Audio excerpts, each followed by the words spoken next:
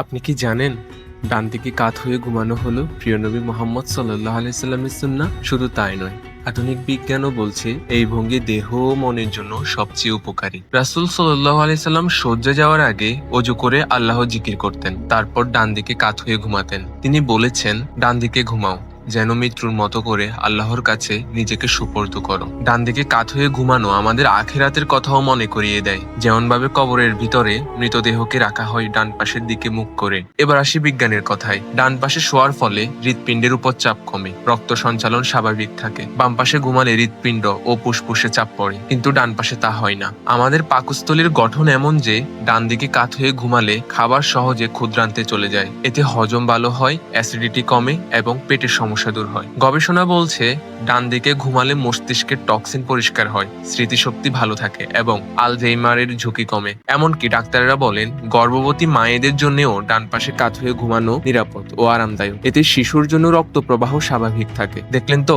ডান দিকে কাত হয়ে ঘুমানো মানে একদিকে সুন্নাহর অনুসরণ, অন্যদিকে স্বাস্থ্য রক্ষার দারুণ উপায়। তাই আসুন আজ থেকেই এই সুন্দর অভ্যাসটা জীবনে নিয়ে আসি। সুন্নাহ মানুন, সুস্থ থাকুন।